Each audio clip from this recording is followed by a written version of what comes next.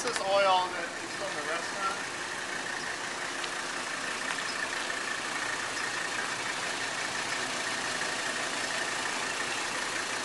So you're taking oil from the restaurant, right? Like right out of the fryer. It's still pretty warm right now. It's hot. We set it on the stove.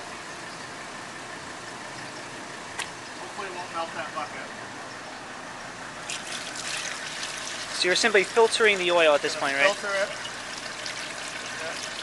It's like the idea of burning vegetable oil. It's free. You know, it's a waste product, so you know, fuel prices are high, and this is something I like to experiment with. Pretty mechanically inclined, so you know, it's kind of right up our alley. And now that we have the restaurant, we would have to pay somebody. We'd have to pay somebody to take this away. So we can reuse it. The idea behind converting the car is to heat the oil up to like 150 degrees, maybe 160 degrees.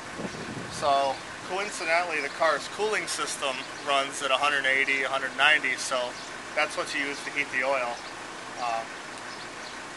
Today, right now, we're just going to dump it in the main tank, which is not a heated tank, but we do have a heated fuel filter on there, and it's a hot day, and this car, it'll run on just about anything.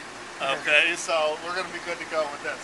But normally you would have a separate fuel tank that would be heated, and then you would heat it. The fuel line would be heated on the way up to the motor, and then maybe a fuel filter up there would be heated. So you try to keep the oil hot all the way up until it goes into the motor, and then as long as it's hot, it has the same viscosity as petroleum diesel. Yeah. Would you say your motive is financial or environmental? I don't think it's financial. I mean, it's nice. Back when we started doing this, we were making some trips to Connecticut.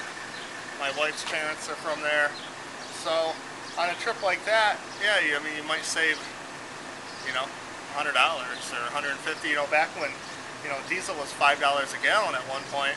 So you might save, you know, $150 or $200 on a long trip. And we can, you know, put bottles of oil, used oil in the trunk. It's got a huge trunk, so we can carry enough along with us to. You got like a 5-gallon drum or something? To make it work. Well, the oil comes in these like 5-gallon containers when it's new, so we reuse those.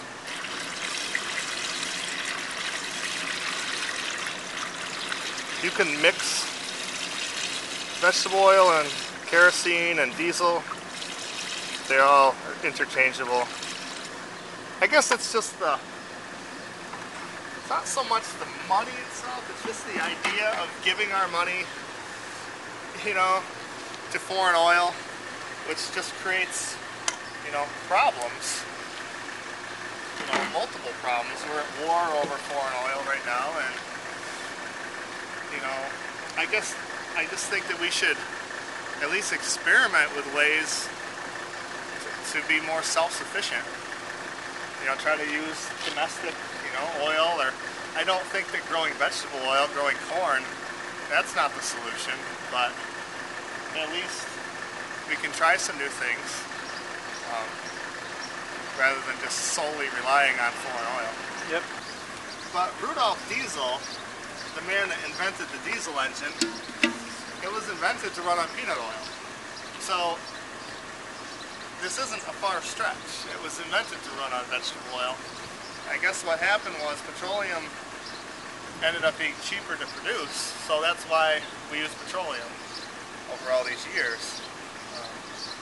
And certainly with this number of people that we have now using fuel, you couldn't grow enough vegetable oil or ethanol or anything. There just wouldn't be enough land to do it. Do you worry about climate change? You worried about that? Yeah, I worry about that. You know, we try to do a little bit. You know, I mean, this the exhaust gases that come out of a diesel engine that run on vegetable oil, it has half the emissions of petroleum diesel. So I guess that's, you know, part of the equation why we're doing it. It's a little cleaner.